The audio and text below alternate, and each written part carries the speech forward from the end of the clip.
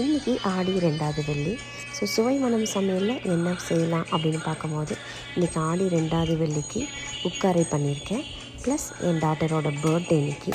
அவளுக்கும் பிடிச்ச மாதிரி இருக்கட்டும் அப்படின்ற மாதிரி இந்த ஸ்வீட் செஞ்சுருக்கேன். கண்டிப்பாக அவங்க எல்லாருக்கும் பிடிக்கும். செட்டிநாடோட ரொம்ப ஸ்பெஷல் ஆத்தென்டிக் ஸ்வீட் இது. நிறைய பேர் உட்காரை நம்ம ரவைலாம் போட்டு செய்வாங்க. பட் நான் ரொம்ப ட்ரெடிஷ்னலாக எப்படி செய்வாங்களோ அதே பதத்தில் செஞ்சுருக்கேன். வாங்க ரெசிபி எப்படி செய்யுதுன்னு பார்க்கலாம். யூஸ்வலாக டாட்டர் பர்த்டேனாலே வேறு எதனா ஒரு ஸ்வீட் கேட்பாள். இன்றைக்கி அவளுக்கு நான் டிஃப்ரெண்ட்டாக செஞ்சு தரேன்னு சொல்லி தான் இந்த ரெசிபி எடுத்திருக்கேன். 1/2 கப் அளவுக்கு பாசிப்பருப்பு எடுத்து நல்லா நம்ம ஒரு கோல்டன் ப்ரௌன் அளவுக்கு வறுத்து எடுத்துக்கலாம். சிம்மில் வச்சு பாருங்கள், அப்போ தான் உங்களுக்கு சீக்கிரமாக உங்களுக்கு கருகாது. ஸோ நல்ல ஒரு கோல்டன் ப்ரௌன் இப்போ வந்துருச்சு. இந்த கலரில் தான் வரணும். இப்போ நம்ம கேஸ் ஆஃப் பண்ணிடலாம். இதை என்னென்னா நம்ம ஊற வேற வைக்க போகிறோம். ஸோ அதனால் இந்த நல்ல கோல்டன் ப்ரௌன் உங்களுக்கு வர வரைக்கும் பொறுமையாக வறுத்து எடுத்துக்கோங்க. இப்போ இந்த பாசிப்பருப்பை நம்ம ஒரு பிளேட்டில் மாற்றி எடுத்துக்கலாம். அதே பேனில் 1/2 கப்பு கடலப்பருப்பு. ஸோ டோட்டலாக நம்ம 2 பருப்பு சேர்த்துருக்கோம். பாசிப்பருப்பு அண்ட் கடலப்பருப்பு ரெண்டுமே 1/2 கப்பு 1/2 கப்பு. ஸோ டோட்டலாக 1 கப்பு.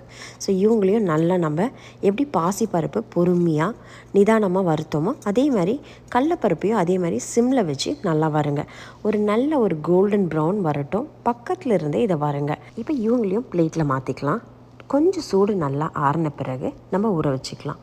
இப்போ ஒரு 2 hours to 3 hours கிட்ட ஊறியிருக்கு. எனக்கு எக்ஸாக்டாக ஒரு 2.5 hours ஊறியிருக்கு. நல்லா உங்களுக்கு பாருங்கள் பதம் நல்லா ஊறிடுச்சு. மிக்சியில் நம்ம அரைச்சி எடுத்துக்கலாம். இப்போ ஒரு பேனில் ஒரு 4 ஸ்பூன் அளவுக்கு கீ சேர்த்துப்போம். நீங்கள் மிக்சியில் அரைக்கும் போது ரொம்ப கொரன்னு இருக்கக்கூடாது, ரொம்ப நைஸாகவும் இருக்கக்கூடாது, பதமாக இருக்கணும் உங்களுக்கு. இப்போ கீ நல்லா கொஞ்சம் லைட்டாக சூடான பிறகு நம்ம அரைச்சி வச்சுருக்க மாவை சேர்த்துப்போம். பாருங்கள், நான் கையில் எடுக்கும் போதே தெரியுறதா உங்களுக்கு, ரொம்ப கொரன்னு இல்லை, ரொம்ப நைஸாகவும் இல்லை. இப்போ இவங்கள இந்த நெய்யில் சேர்த்துட்டு பொறுமையாக நிதானமாக மிக்ஸ் பண்ணிகிட்டே இருப்போம்.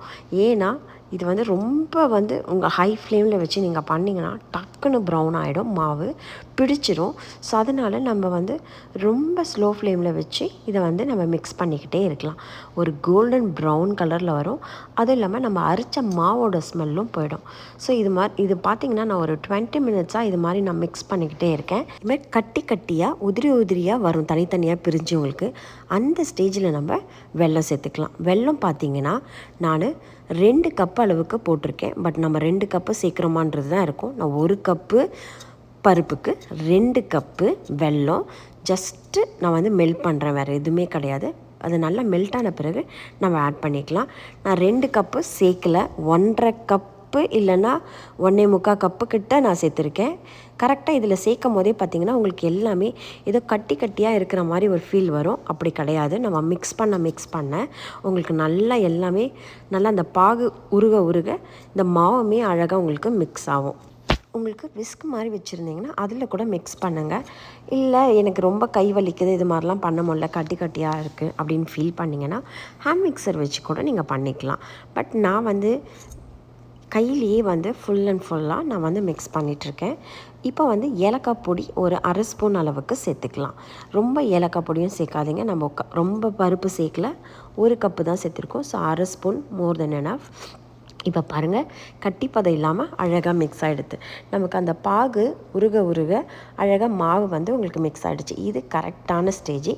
இந்த ஸ்டேஜில் நீங்கள் நல்லெண்ணெய் சேர்த்துக்கோங்க. உட்காரையோட ஸ்பெஷலே நல்லெண்ணெய், நெய் தான். நல்லெண்ணெய்லேயே நிறைய பேர் செய்வாங்க, நெய் கூட சேர்க்காம. பட் நான் நெய் அண்ட் நல்லெண்ணெய் ரெண்டும் சேர்ந்து தான் நான் செய்வேன். எனக்கு ரொம்ப பிடிக்கும். பிரசாதத்துக்கும் ரொம்ப நல்லாயிருக்கும். இது நான் நவராத்திரி டைம்லேயும் ஒரு பிரசாதமாக வைப்பேன் ஒரு நாள்.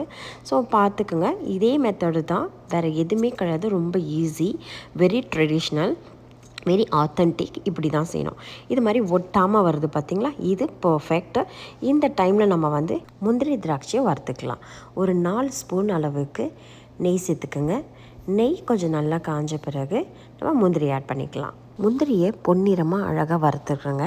நல்ல ஒரு கோல்டன் கலரில் வந்த பிறகு நம்ம திராட்சையும் ஆட் பண்ணிக்கலாம்.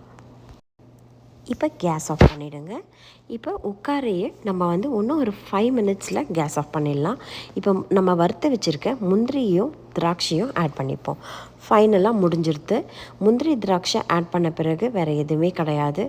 நல்லா நம்ம மிக்ஸ் பண்ணிக்க போகிறோம். மிக்ஸ் பண்ண பிறகு கேஸ் ஆஃப் பண்ணிவிடுங்க. சூப்பராக உங்களுக்கு எல்லாமே மிக்ஸ் ஆகிடுது.